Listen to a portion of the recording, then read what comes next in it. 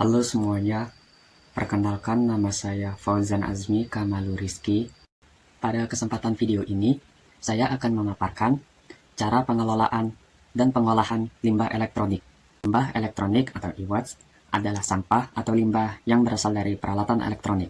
Berikut contoh dari limbah elektronik yang masih banyak di sekitar kita.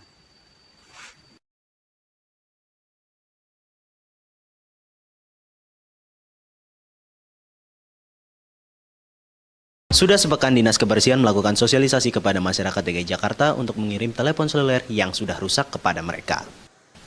Ini bertujuan agar limbah ponsel bisa didaur ulang, sehingga jumlah limbah yang belum tertangani ini bisa berkurang dan tidak merusak lingkungan, khususnya terhadap pencemaran tanah.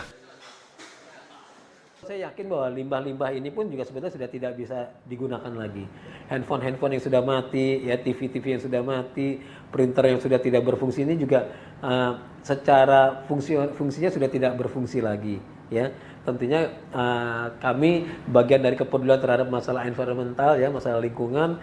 Jangan sampai handphonenya baterainya dibuang kemana-mana itu juga jadi limbah, ya kan, ataupun mungkin ya berdampak terhadap masalah lingkungan. Ya tentunya saya lihat misalnya di beberapa negara-negara di luar, justru kalau warga itu membuang limbah elektronik, biasanya mereka dikenakan biaya-biaya tertentu untuk membuang limbahnya, terutama limbah elektronik, ya. Bahkan misalnya di Australia atau di Belanda yang saya dengar, kalau nggak salah, kalau mereka buang sofa, buang tempat tidur dan lain-lain, mungkin dikenakan cas, ya kan. Kalau untuk limbah elektronik di Jakarta, saya rasa juga kita belum bisa mengenakan cas kepada warga Jakarta. Mungkin kami secara jalan tengah ini kami mengumpulkan saja dulu, ya, nanti bisa kita kurangi limbah-limbah itu yang ada di rumah. Warga boleh Peningkatan konsumsi alat elektronik akan mengakibatkan terjadinya lonjakan e-waste di masa yang akan datang. Lonjakan e-waste yang paling sensasional terjadi pada produk telepon seluler atau ponsel. Saat ini, hampir setiap orang memiliki sebuah ponsel atau bahkan lebih.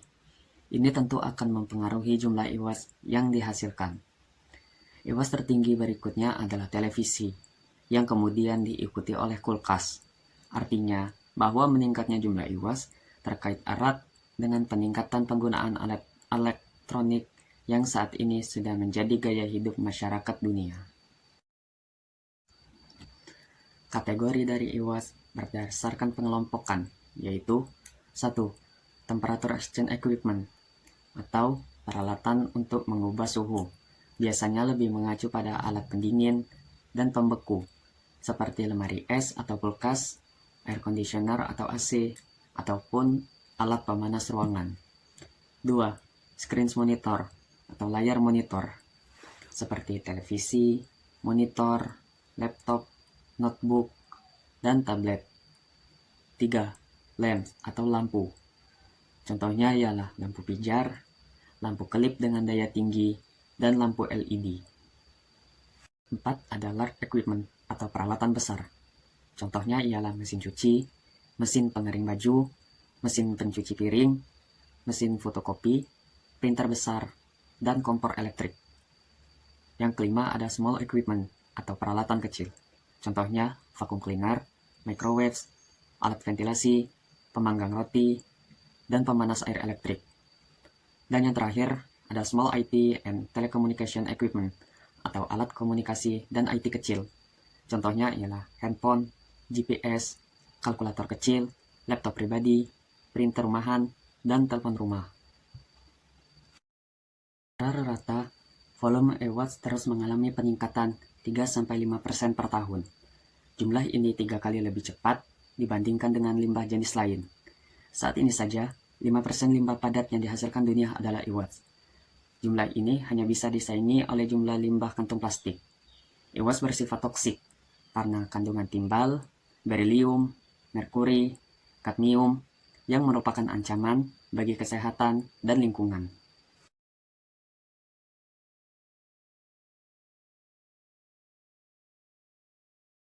E-waste perlu diwaspadai karena mengandung 1000 material.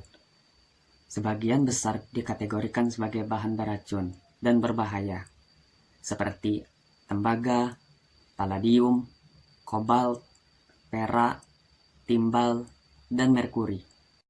Dampak berbahaya IWAS untuk kehidupan bumi. Yang pertama, sampah elektronik sendiri dikategorikan sebagai limbah bahan beracun dan berbahaya, atau yang disingkat dengan B3. Yang kedua, mencemari lingkungan. Yang ketiga, makin berbahaya jika dibakar. Dan yang terakhir, dari tahun ke tahun makin meningkat. Daripada dibuang limbah elektronik, lebih baik dimanfaatkan ke hal yang positif, seperti membuat kerajinan tangan yang memiliki nilai harga.